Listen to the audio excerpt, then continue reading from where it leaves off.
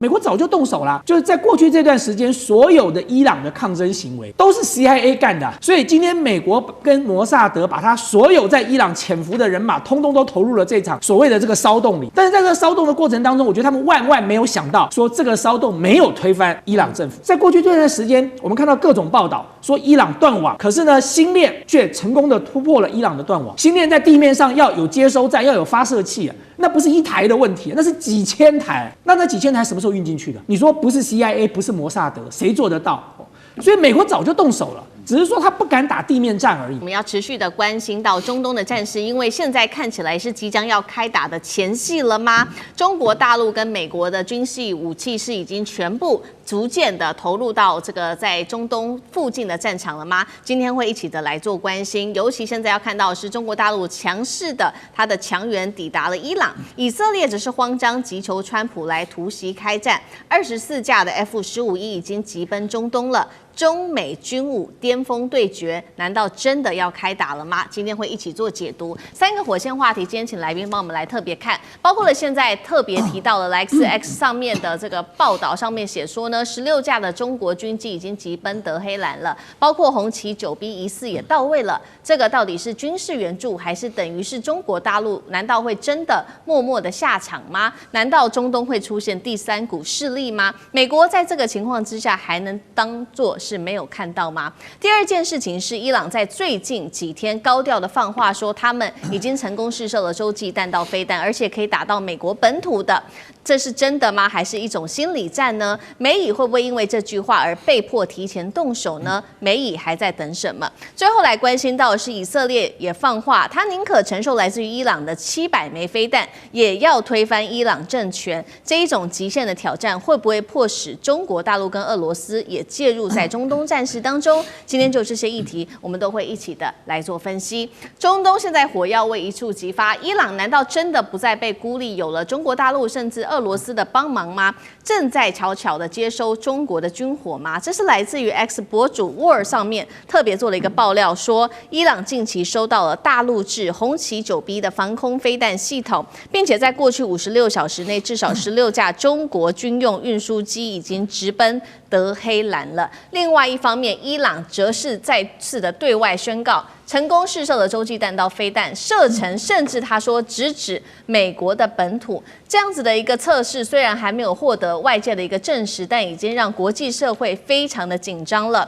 而美以在另外一方面，则是全力的在加强部署。我们先来看到说，谈了好久的这个林肯号，现在已经正式通过马六甲海峡，几天之内就会正式抵达中东海域了。外界预估说，一旦美国的航母正式到达，那么就是开战的倒数前夕了吗？再来就是看到 F-15E 的战机也逐渐到位了，从英国基地紧急空运至中东，数量预估会高达24架。再来看到的是4架的 C-17A 的战略运输机已经抵达了约旦的军事基地，甚至是包括了我们看到 KC-130大力神已经落地在以色列了，疑似就是要运送军备的支援，美国要来特别援助以色列。而此刻我们来看到以色列的防长特别参谋长特别出来放话，他说已经为突袭战争做好准备了，只要能够推翻伊朗的政权，我们以色列即便承受来自于伊朗的700枚导弹袭击，我们都在所不惜。而伊朗的军事专家预估，美国跟以色列正在接下来筹划对伊朗发动的是混合战争。节目一开始要特别请教委员怎么看了中国大陆的角色，难道真的会介入在这场战争当中吗？是否将中东推向新冷战？美国接下来会怎么做？而伊朗宣示它的洲际弹道飞弹已经可以覆盖住整个美国的本土了，这是战略吓阻还是一个心理战？委员怎么看？对，我想在伊朗的这个情势的变化当中哦，看到这个来自于北京政府的一些操作，其实不难可以理解到。我觉得中国大陆也好，俄罗斯也好，他们已经看懂了川普在全球下的这盘大棋，真正的目标就是剑指中俄嘛。所以其实我们熟悉中国历史就知道说，当年战国时期，秦国那个时候要一统6国，他采取什么策略？他就采取远交近攻啊。就是对于我没有办法处理的，对于力量过于强大的，我就对他示好，跟他交朋友。然后呢，我麻痹他，我让他在温水煮青蛙的过程当中，我不断的剪除他旁边的羽翼，然后我把我周边能够攻下来的我都攻了。那等我把我自己的这个力量巩固好之后，我再挥军向这个原本我的朋友，我就来开始面对他们了。所以你看到川普在处理委内瑞拉、处理伊朗、处理这个格陵兰，川普几乎没有毫不讳言的在讲的目标几乎都是剑指中国跟俄罗斯嘛，特别是像格陵兰，他不断的强调，他要拿下格陵兰，就是因为中国大陆跟俄罗斯在这个北冰洋的航道已经部署了太多的这个装备在那里了，他们必须要遏制中俄哦。然后他拿下委内瑞拉的时候，他讲了什么？他说美国加上委内瑞拉的石油产量占了全世界的55%了。大家想想哦，如果再让他拿下伊朗的话，他所掌握的这个全球原油产量绝对超过70%。那在那个情况之下，你说中国大陆当然首当其冲受到冲击啊。委内瑞拉的油大量都是输往中国大陆，伊朗的亦复如此。那你更不要讲说伊朗所处的地理位置，不管是空中航线或者是这个地面的这个地缘政治的位置，它其实都是站在非常重要的战略枢纽。一旦伊朗失去了，中国大陆的中欧班列马上就会受到冲击。那么所有的相关的航班，美国现在飞中东的机票为什么这么贵？就是因为美国的飞机不能够飞越伊朗的这个上空，不能够飞越伊朗的领空。但是如果这个情势改变了呢，变成美国掌握了伊朗呢，那接下来对中俄来说，他们所失去的远远超过于委内瑞拉可以造成的影响。所以我觉得在这个过程当中，看到北京也好，或者是这个俄罗斯采取更大的动作，其实也并不令人意外了。那你说美国这个时候要不要动手？美国早就动手啦。我们不要讲别的，就是在过去这段时间，所有的伊朗的抗争行为都是 CIA 干的。就是我2020年在帮韩国瑜打总统大选的时候，香港莫名其妙就来一个反送中了，等到蔡英文当选了就不反送中了。所以呢，香港最近的审判都已经出炉了，这个背后这个引发骚动的是谁？就是 CIA 啊，还有谁？所以今天美国跟摩萨德把他所有在伊朗潜伏的人马，通通都投入了这场所谓的这个骚动里。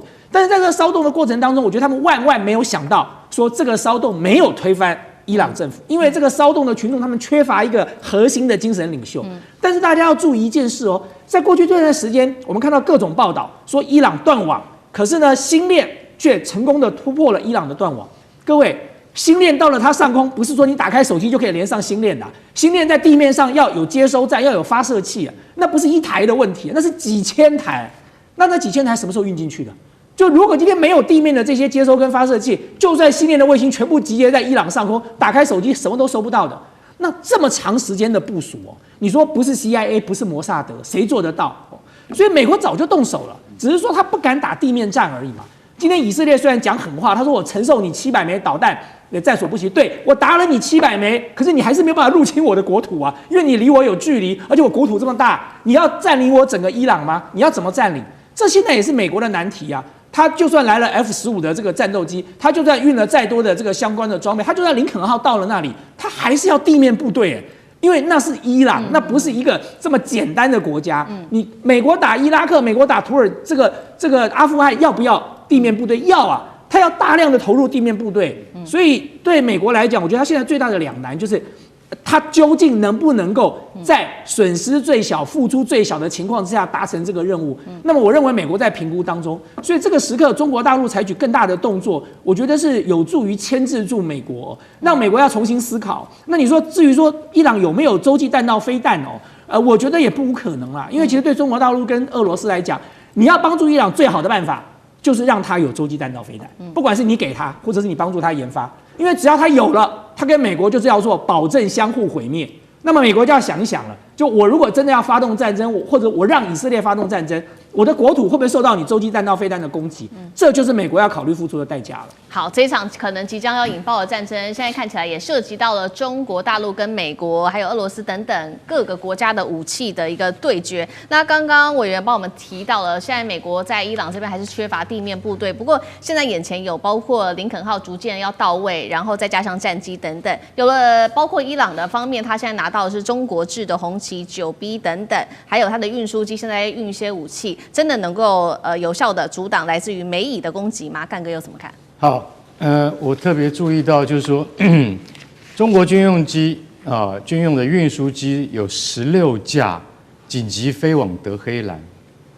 这句话我特别有兴趣，为什么？你知道，有16架军用运输机，我可以告诉各位，那叫做战略运输机，不是那种我们常常我们自己看到的那种，也4个螺旋桨这样巴拉巴拉巴拉那个飞不到的。为什么？它需要空中加油。所以从最简单、最接近的基地，比如说从西安，或者是从那个国内就是说这个比如说湖北的基地，直接飞到德黑兰的话，那一定要大型长程战略运输机，那就是运20，一次出动16架，很多。因为到目前为止，我所知道，中国大概目前有30架运20成军，一次飞那么多去，带的是什么东西？带的就是红旗9。大家可能对红旗9听过很多次，不太了解它。我可以告诉各位，红旗9就是类似俄罗斯的 S400，本来是 S300，但它的提升它的性能已经到了 S400了。有个国家在美国多少次警告的情况之下，他最后还是买了红旗9。为什么？因为他认为红旗9真的好用，它叫做埃及，好不好？结果埃及用了以后，真的说很好用。然后还有另外一个国家，在去年的12日战争之中，就验证给你看红旗9B 到底它的性能如何。听说他把俄罗斯的 S400的防空飞弹给击落了，就是创造了人类历史上第一次防空飞弹击落防空飞弹。天下有这种奇怪的事情，也就是说，告诉你，红旗9B 的性能，它本来是仿 S300而来的，而达到跟 S400有相同的功能。结果我竟然可以拦截印度的、巴基斯坦的那个红旗9B，拦截了印度的 S400系统。现在大家就可以想象到这是什么样的概念，就是说，我现在已经青出于蓝了。所以说，在那个战争之中，不仅仅是巴基斯坦的枭龙或者是歼10打下了印度的标风战机，连防空飞弹都已经胜于印度一筹。而印度的那个原来的系统是俄罗斯的系统，所以红旗9B 不是只有这么简单而已。这样你就比较了解到底它是什么样的系统。红旗9B 现在是部署在中华神盾上面最重要的系统，也就是说海军大家所听过的055大驱或052D 中华神盾，他们主要的防空系统就是海红旗9，跟陆上的红旗9B 是同一个体系出来的。也就是现在中国的主力防空飞弹、区域防空飞弹，射高30公里，射程300公里，然后它可以应付饱和的电子干扰环境。在这种情况之下，这种飞弹用16架运20，赶快运到德黑兰去，这个意义非常重大，就是我赶快援助你。为什么？因为你原先用的 S300或是 S400俄罗斯系统，可能没有办法应付新的威胁。什么叫做新的威胁？新的威胁叫做 F-15E。美国的 F-15E 是出了名的炸弹卡车。这个飞机一飞过去，身上带24颗炸弹。它飞到德黑兰去的话，它一丢，一架就丢24颗。这24颗可不是小炸弹，每一枚都是500磅的炸弹。一丢到德黑兰的头上的话，那你头就痛了。如果这次派了24架去，2个中队。这种炸弹卡车，它也不是自己就飞过去的，它也会面对很多德黑兰的防空系统，它也有电子压制的，所以这次它如果去的话，会不会被红旗9B 打下来？这件事情就是我们特别现在接下来要关注的重点。不过我们可以理解到，不管是 F-15E 炸弹卡车，或是 F-35隐形战机，都会被防空飞弹打下来，只是远近以及多跟少而已。只要你第一次进去我拦不到，第二次你一定会被我拦到。这个就是什么？这个就是战争的一种艺术，就是说我们都是处于在时代尖端的系统。如果今天中国已经紧急运送了红旗9B 到德黑兰去，那现在 F-15E 真的跑进来要空袭德黑兰的时候，红旗9B 抓得到抓不到？刚开始也许抓不到，但你来第二次，我一定抓得到，就像巴基斯坦抓得到印度是一样的道理。所以我大概简单讲到这边，就是说，如果这个那个美国跟以色列要联合进行空袭行动的话，碰到中国的红旗9B，可能要特别小心一点了。好，现在不管是美国的或者是来自于中国大陆的武器，都已经急忙的送到了伊朗这边去。那另外一方面，以色列他也直接喊话，这是他的参谋长，国防参谋长直接说，宁愿承受700枚导弹袭击，也要推翻伊朗政权。中俄在这个时候会介入吗？苑老师怎么看？我们一般人呢，对于这个以色列的这个抵御能力啊，就是说有一种顾虑，就是说以色列在前一阵子，就是2025年6月份的时候，挨了伊朗的导弹啊，非常多，上百颗的导弹以后呢，觉得大家都看到那个惊心，就是触目惊心的那些画面了哈，就觉得以色列这里被炸那里被炸哈。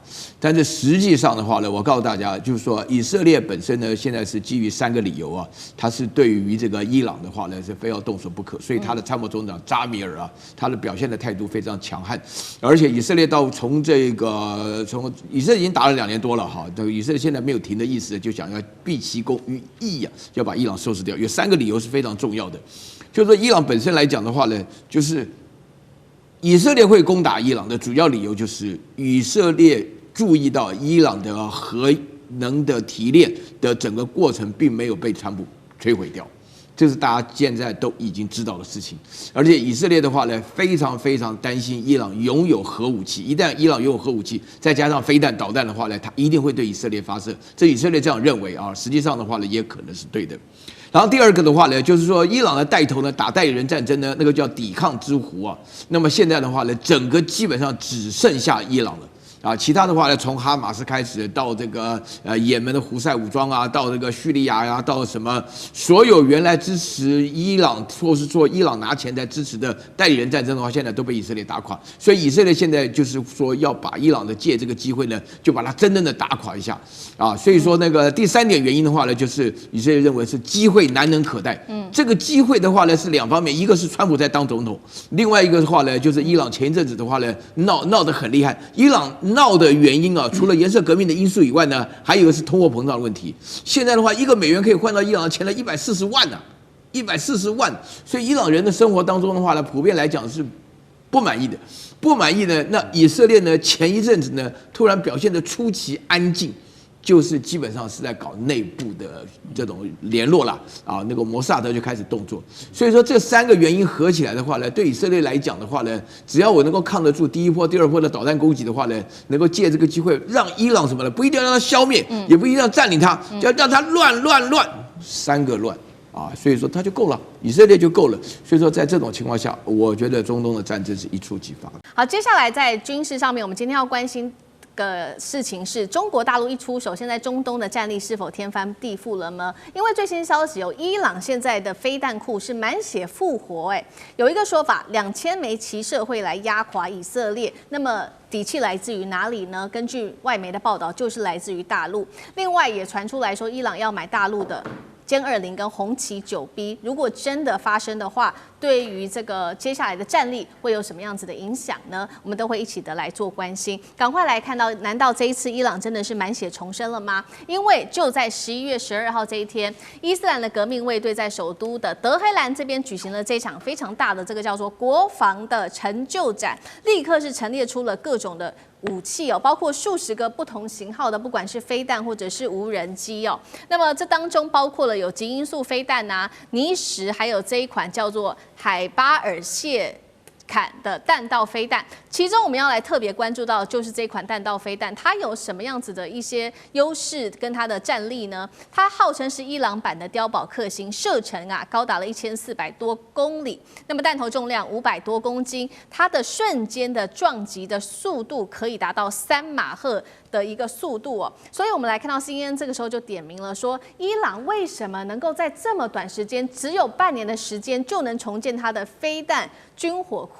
答案来自于，就是因为大陆给他们的底气。因为大陆方面呢，从今年的9月份开始，就不断的运送2000公吨是用来制作飞弹的这种固体燃料，这个叫做过氯酸钠。预计这批原料就能够让伊朗来制作出非常多，高达500枚的飞弹。CNN 更是预估，如果冲突再起的话，伊朗这次的战力会超过6月的战力，一次啊可以就发射2000枚的飞弹。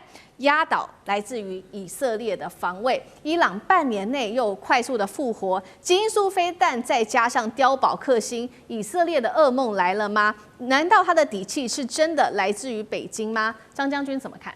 我认为这个是现在伊朗要对以色列实施饱和攻击，那就要飞弹的数量要多才能够达到饱和攻击的效果。那现在按照伊朗的，因为美国对伊朗经济制裁40年，那40年，伊朗在这一方面的这些经济的条件、科技的条件，毕竟代差落得非常的明显，非常的大。那现在靠谁？靠中国大陆。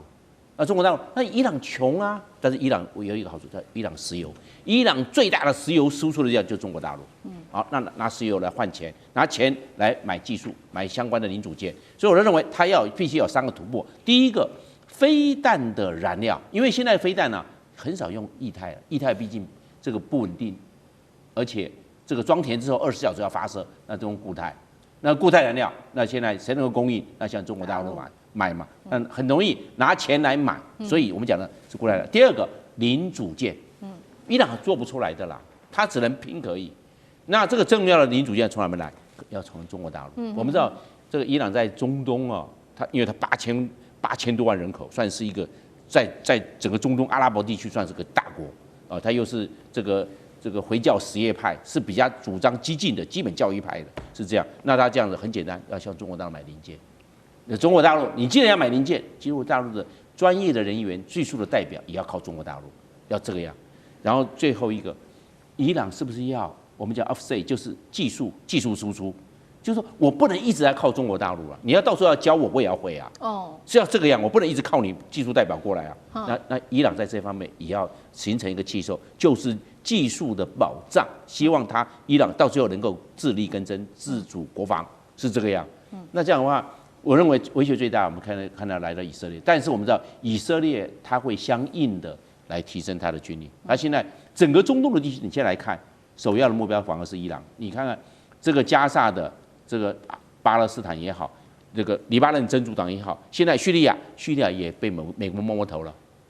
本来的叙利亚后面是伊朗在挺的，现在叙利亚的新总统现在是由美国，他到白宫去访问呢，上个礼拜这很清楚的。那也门的胡塞组织呢，后面的老板也是伊朗，所以看出来说，伊朗目前最大的威胁就是以色列，以色列最大的威胁也是伊朗。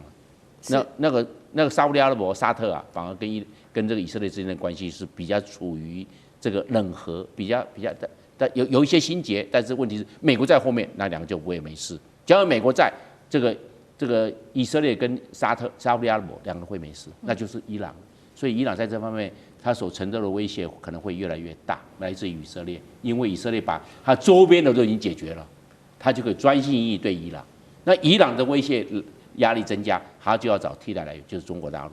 那它就要先强化军备，所以伊朗的空军缓不济急，所以先发展飞弹为快。你要以航空还是以飞弹来主？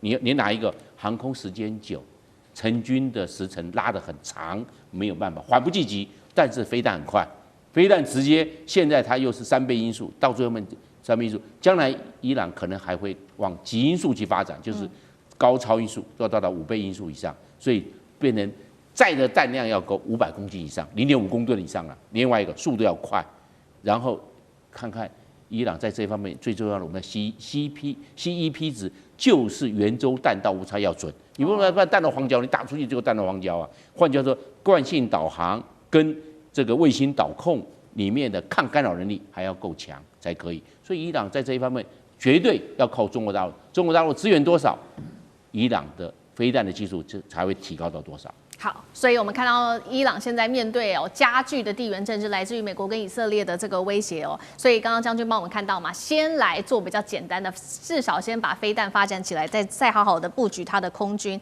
那确实，刚刚除了飞弹之外，伊朗确实也有想要好好布局它的空军，所以他现在也计划用它20亿美元价值的石油来买大陆的什么呢？2大杀器，第一个就是歼20隐形战机了，第二个就是防空系统红旗 9B。他说红旗 9B 之后会来搭配俄罗斯的 S300整合系统，补上伊朗，它等于它防空的最后一块缺口。如果真的有这些武器的话，对于它的战力会有多大的提升？能够跟以色列来稍微做制衡吗？厉将军怎么看？6月份。这个伊朗跟以色列12天的战争当中，我们看到这个以色列用的是战机如入无人之境，然后在整个伊朗上空对它这个肆意的攻击。那伊朗能够反击的力量，大概就是用它的导弹。当然，双方这12天打下来的话，伊朗这个几乎可以说是完全没有空防，完全是在裸奔的状况之下。当以色列刚开始初期的时候，它可以拦截到一些。伊朗的导弹，但是后期来讲的话，它慢慢这个防空系统也破了一个洞让这个伊朗的导弹可以攻击它很多重要的军事设施。所以伊朗现在最急的一件事情，应该是它怎么样建立它的防空的系统。那防空有2种一种是矛，一个是盾所谓盾，当然就是防空这个导弹为主它现在有的是俄罗斯的 S300，但是数量来讲远远不够，能力来讲可能也比较弱。那如果说能够获得大陆来讲红旗9这款，红旗9大概比照的等级大概是美军的爱国者3这种等级所以它防空能力是比较强，可以有效的建立一个区域防空的一个体系。那如果说是能够建立来讲，我相信以色列或者是美国的 B2 轰炸机应该是不敢再这么嚣张的如入无人之境到伊朗上空来肆意的攻击。当然，如果说能够获得矛，也就是歼20这款战机，那我们从印巴空战可以看出来，光歼10C搭配到这个PD-15导弹就可以对印度造成这么大的一个战胜的一个战果那如果说是这个歼20来讲，它隐身战机，我相信它的效能一定比歼10C更要好。那这样的话，更可以有效这个遏止以色列或者是美国对它本土的打击。但是我们要有待观察，歼20这个，我相信中国来讲，不见得愿意会卖给伊朗。好，所以我们看到一方面美国也看在眼里面对于现在整个伊朗，然后有背后中国的撑腰，所以美国华府现在非常的焦虑了。赶快看到最新消息民主党的议员赶快联手，他们一起致信给国务卿卢比欧跟 CIA 说呢，大陆提供给伊朗这么多的化学品来帮助他的军备重建，这是对于大陆来说对于伊朗来说很重要的事情。而且大陆呢，它的已经势力从欧洲扩展到中东国家去了，整个威权正在扩展当中。我们还记得这个川习会才刚落幕，谈得不错，川普有可能在这时候对于大陆做出制裁吗？那川普手上又有哪一些牌可能做反制呢？聂老师又怎么解读 ？OK， 古语有一句话叫“只管州官放火，不准百姓点灯”那你什么做都可以，那别人做都不行。你可以说，在这个加拿大呢开 G7 会议，2天后说，对不起，我要离席，我要回去做一个重要决定。2个礼拜，然后就告诉这个伊朗说，2个礼拜你再不怎么样，我就要去炸你。结果2天就 GBU-57就炸进去了，60公尺深的专体的这个炸弹。这件事情，请问全世界有谁打法？没有，因为美国人做才是对的，美国人去支持以色列。是好事，是拯救全球，你觉得是吗？好，观众朋友，今天我们要特别来关心到这个中东情势，是在以伊战争现在是否又要进入到2.0正式的倒数阶段了？有几个迹象，我们今天会特别来报道的是，媒体这边传出了以色列现在怒呛中国大陆在暗中帮助伊朗做飞弹。怎么回事？这是真的吗？另外，我们也会关心到的是，川普现在呛伊朗，如果你敢复攻，我就会炸了你。好，今天会一起的来关注这些议题。现在中东地区是真的非常的紧张。我们先来看到这个是最新消息，来自于以色列的驻美大使，他这样说：中国可能正在试图协助伊朗重建他的弹道飞弹的计划。他说，主要的迹象就是来自于最近他察觉到一些可疑的运输，让以色列方面相当的不安担心伊朗手中现在握有的东西不是普通来自于大陆的物资而已，而是致命的飞弹的重建计划。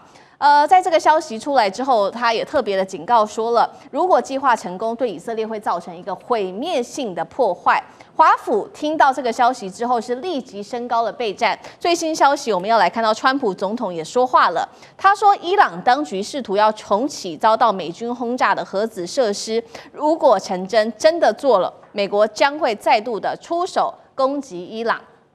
以色列的国防部长最新也开始呛瞎，他说，以军能够再袭击德黑兰的话，我们就会发动更猛烈的攻击。当然了，伊朗方面也不甘示弱，总统最新出来说话，他说对以色列的任何军事行动都做好了准备，地面部队现在是全面的处在备战的状态。如果真的打起来会怎么样？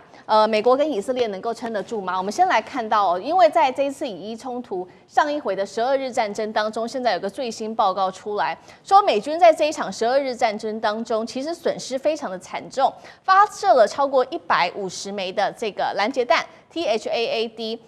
光是这150枚就占了美国将近1/4的整体库存，而且这个发射的数量是当初预想的2倍以上，耗资金额已经高达了19亿美元，对于美国来说是压力非常大的。而且来看它的成本，单弹的成本就要1270万的美元。那五角大厦也做了一个统计，在2024年的时候采购了11枚，2025年他们在预估可以拿到12枚，但是光是要补回上次的这个损失耗损，就得再等个8年的时间了。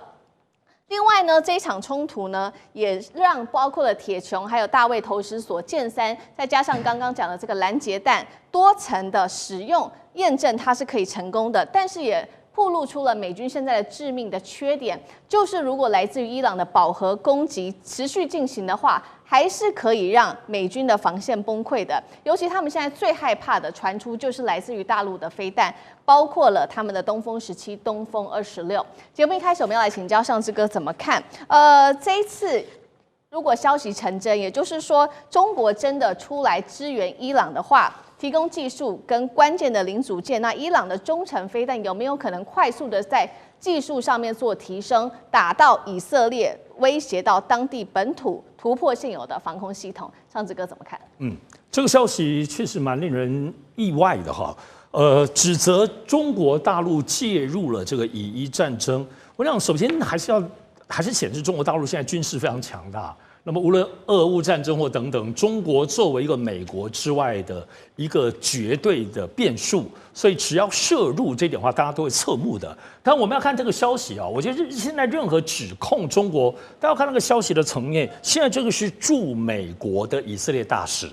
他不是以色列政府，不是纳坦雅胡，甚至不是以色列国防部，所以在以色列政府的部分的消息本身，这个是在美国的这个以色列大使，所以这个消息的层级现在比较是捕风捉影。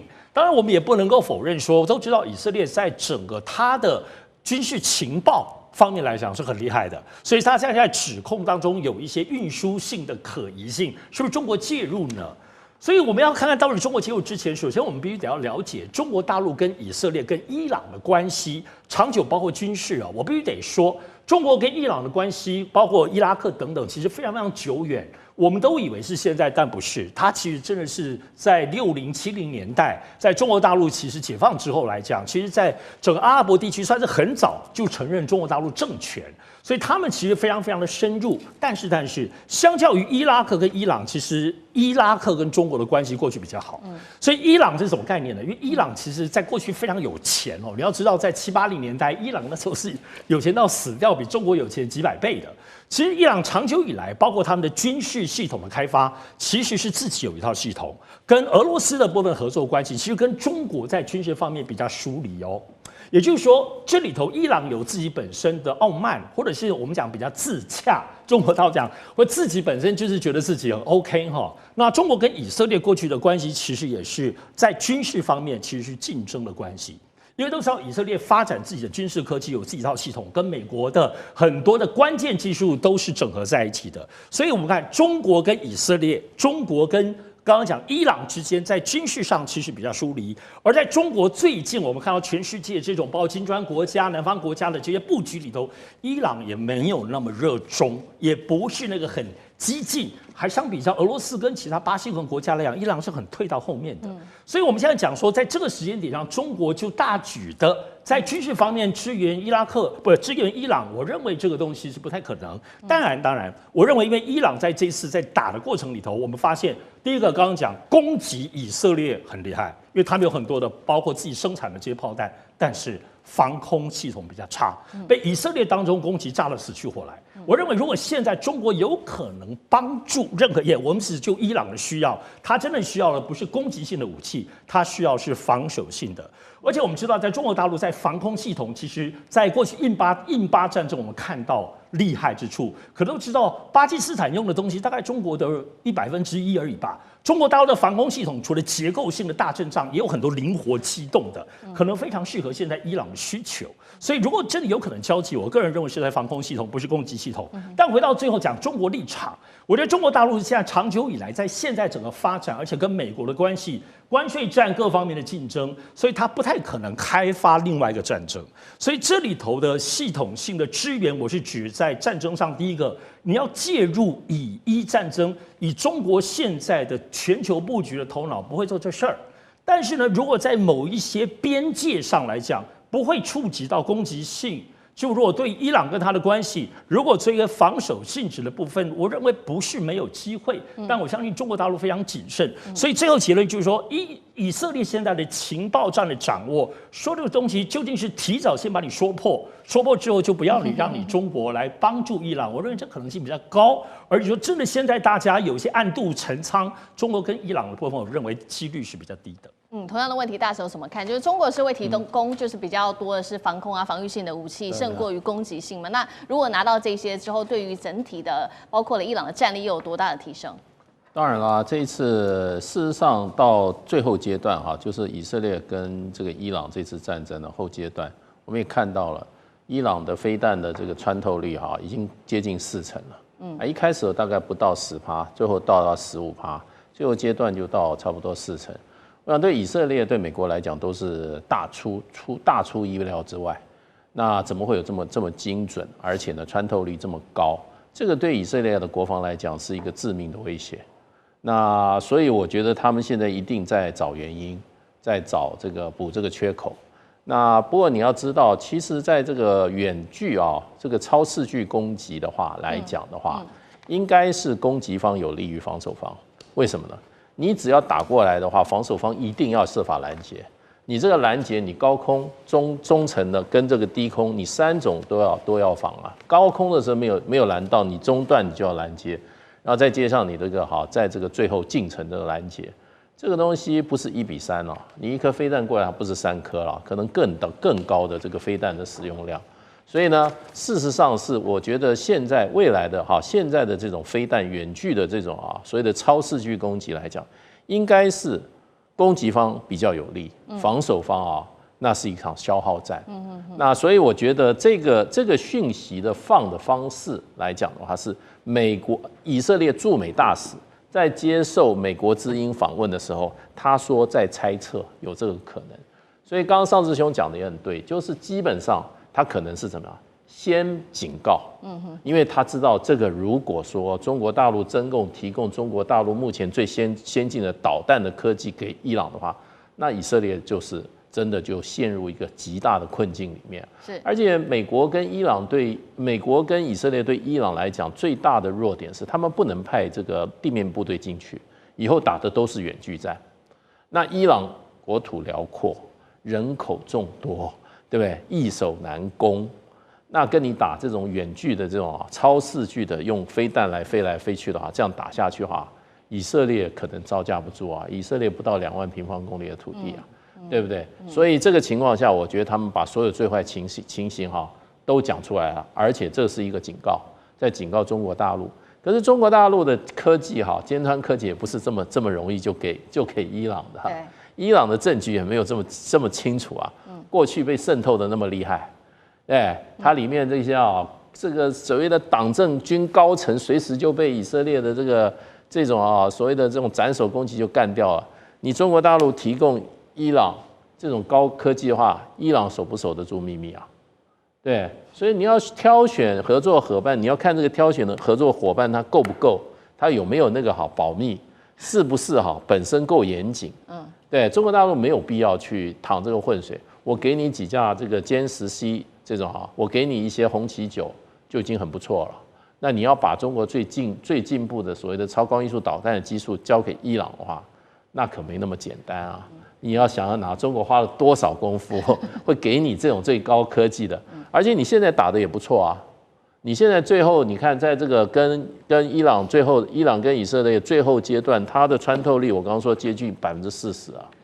对，那我们大家都怀疑，主要还是俄罗斯的科技啊，因为它跟俄罗斯之间交往是长期的，而且有这个地缘战略的利益。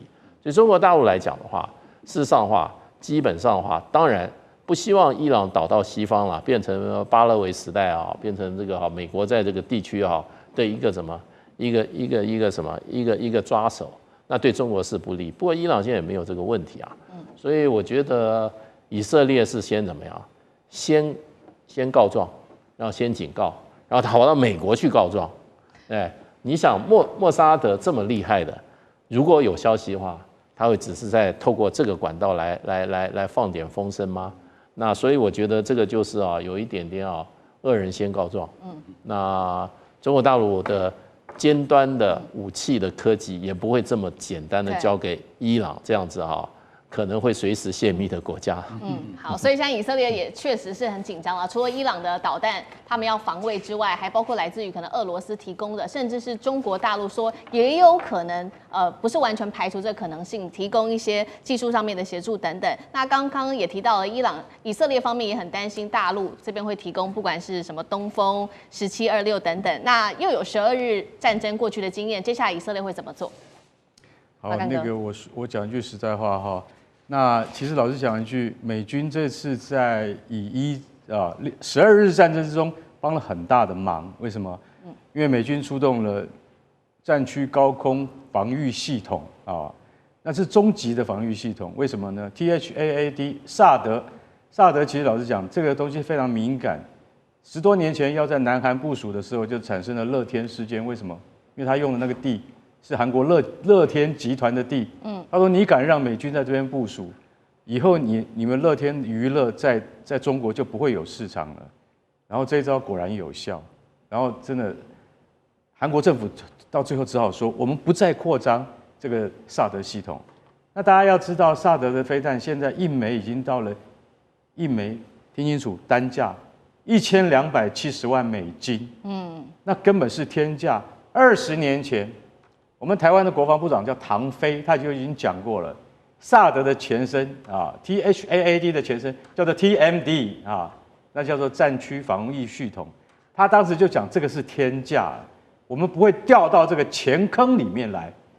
结果现在听起来，这更是超级大钱坑，一颗1200万美金。这一次12天战争。美国帮他打了150发，那是多少钱？19亿美金。再打下去，美国就没有弹可以打了。你知道为什么吗？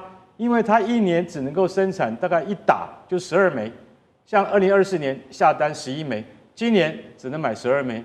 如果今天再发动攻击的话，伊朗的这些飞弹再发动攻击的话，那你就没有人可以救了。你知道12天快打完的时候，美国跟谁请求帮忙？你知道跟沙烏地阿拉伯跟以色列是世仇，两个国家不接壤。但是沙烏地阿拉伯作为阿拉伯世界的领导者，它是最大的国家，我怎么可能把我的萨德系统去借给你美军用？全世界只有4个国家拥有萨德，一个叫沙烏地阿拉伯，一个叫南韩，另外一个是部署在日本，另外一个自己就是美国了。然后我们没有接受嘛，所以说我们如果当初要是接受的话。如果当时买的话，可能300万美金一枚。现在爱国者一枚就300万美金了。所以你说怎么这个仗打不起来？然后你再面对说，好，接下来萨德系统现在美国已经部署到关岛了，它关岛就是预防中国出第一岛链。可是我今天坦白讲一句，中国的第一岛链早就已经跨一半出去，它只是不用讲那么多。为什么呢？因为你今天有东风17，甚至到东风26，还有更高级的东风27，坦白讲一句，这些都是未知数。为什么？因为这些数据不会公布，中国的数据都是绝密的。所以我今天坦白讲一句，如果再发动一次以伊之间的战争，美国军工业绝对来不及应付这一场战争。美国自己本身都没有萨德的库存了，你就知道越来越严峻了。同样也是军事上面的消息，我们要来关心的是，伊朗现在要接收这个歼10吗？并且还会搭配到中国大陆它的霹雳15，这个威胁之大，现在美国跟以色列都非常的紧张跳脚，而且说了要切断金援。我们今天一起来看，伊朗的空军现在是不是真的要脱胎换骨了？因为现在来自于中国大陆的国防部正式的做表态了，他们说呢，愿向友好国家来供应歼10战机。那么来自于伊朗媒体这边也爆料说，目前确实德黑兰跟北京正在交流洽谈当中，有机会可以引进达到40架的歼10，而且重点是还有 AESA 有源相阵雷达。再搭配霹雳15这个远程的空对空导弹这一种高规格的版本，这代表什么？代表说伊朗先前都是用一些老旧的，不管是俄制的米格或者苏凯来凑数，现在直接晋升为可以跟以色列对抗的这种准第5代的战力了。专家就预估说，如果说伊朗真的完成了来自于这些中国大陆武器的部署，就可能改变整个中东的制空权，真的是这样吗？我们等一下请将军们也一起的来做解读。那现在呢，美国智库也很紧张。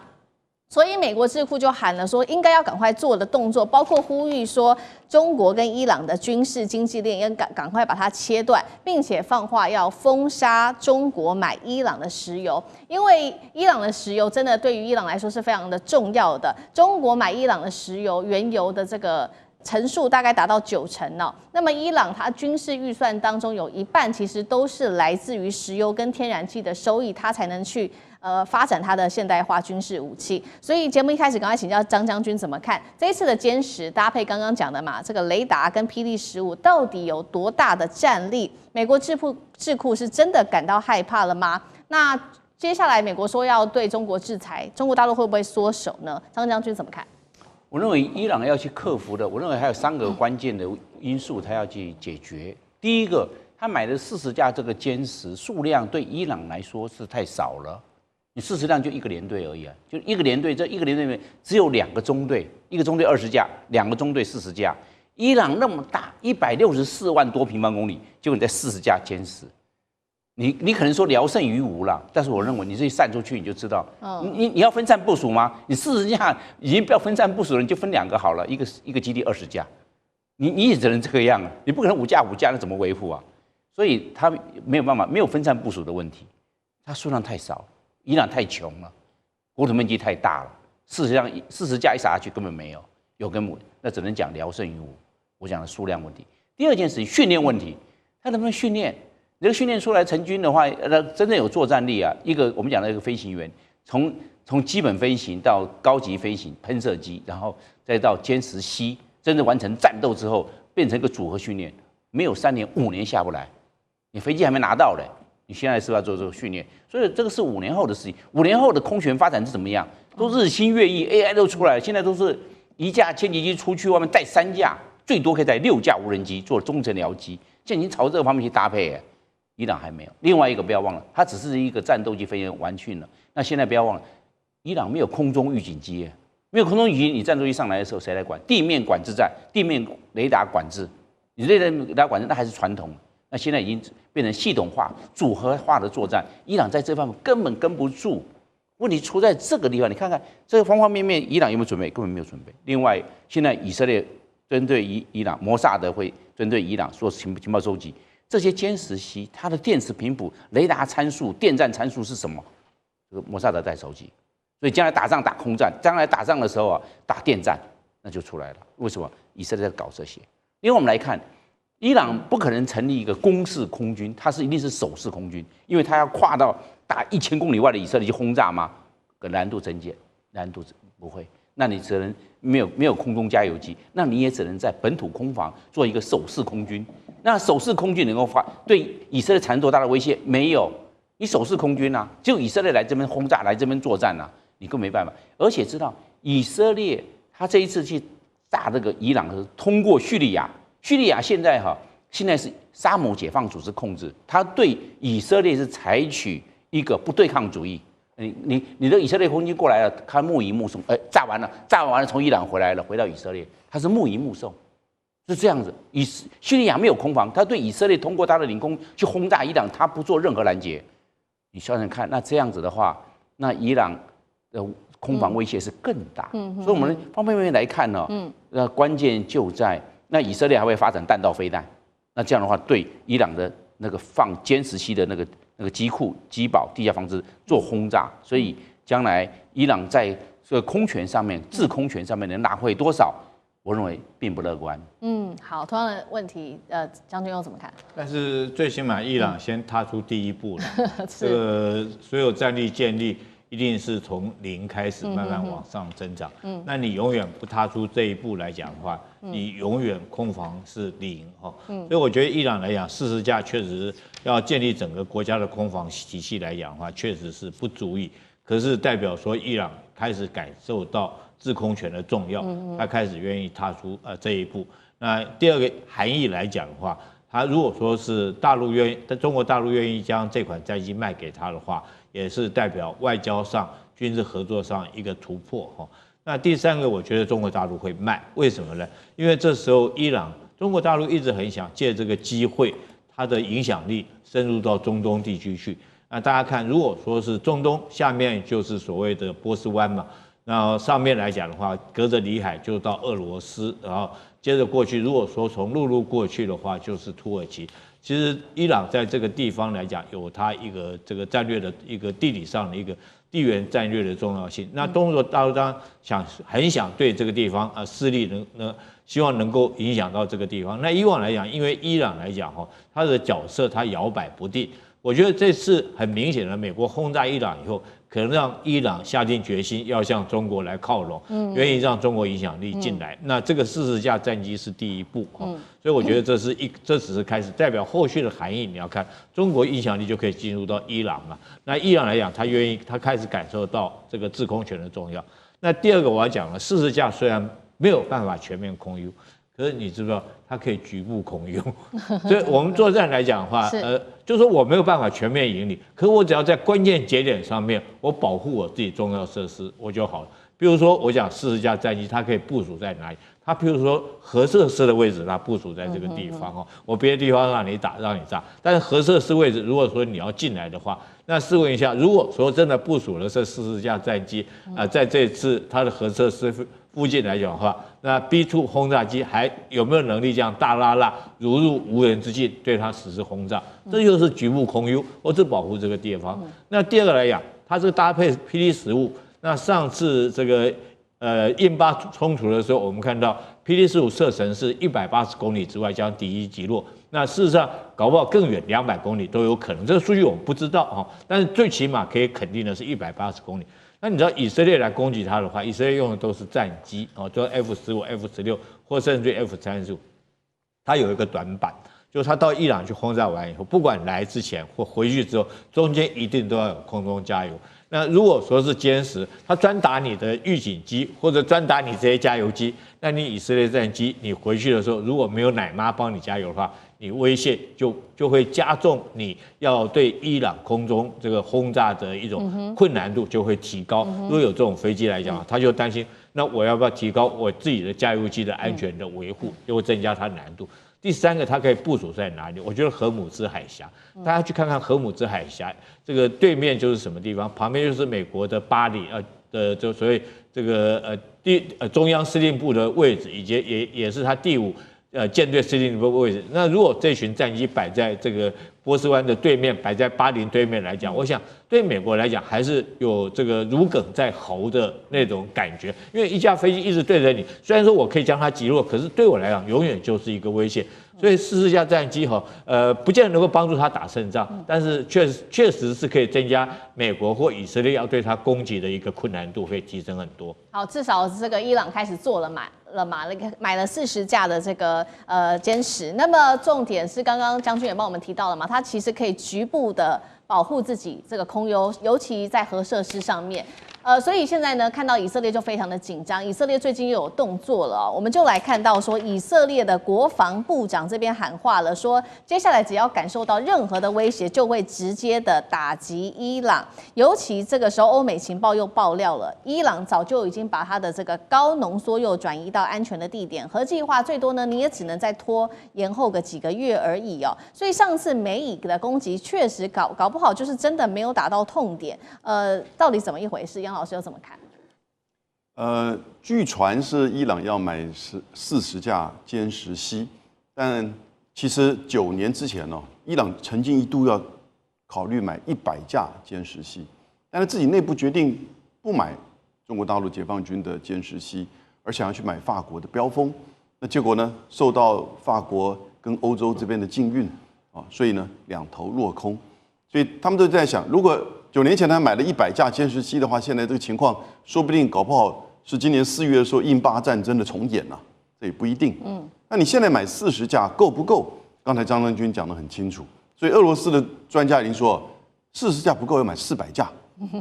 那当然有没有钱是另外一回事。那同时你买歼10C跟霹雳15这个导弹也不够，你要买这个空警500，还要买这个红旗9。才能形成一个整个资讯链的这个防御，而且就是针对关键的未来核武设施。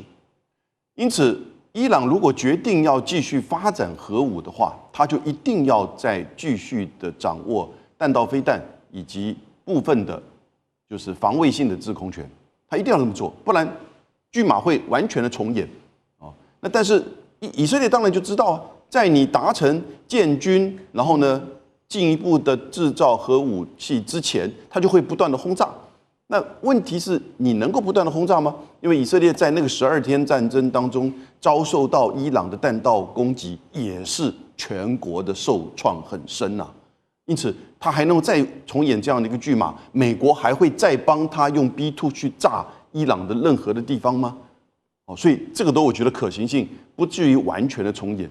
可是呢，这2个国家现在就不断的就是觉得自己本身的安全受到威胁。伊朗没有别的路好走，除非你愿意革命，然后完全的跟西方和解，否则的话，你就一定要建构你自己本身的防卫性军事的能力弹道飞弹部分的这个制空权，那歼10C经过政验，然后呢9年前已经要准备买，跟中国大陆关系也有这个原油的关系，那也有这样大陆愿意出售，就是这个可能性。我觉得可能性其实是存在，但需要一步一步来，只是过程当中如何去避免以色列持续的轰炸，而使得你的一切到后来完全落空，这是可能必须要考量的。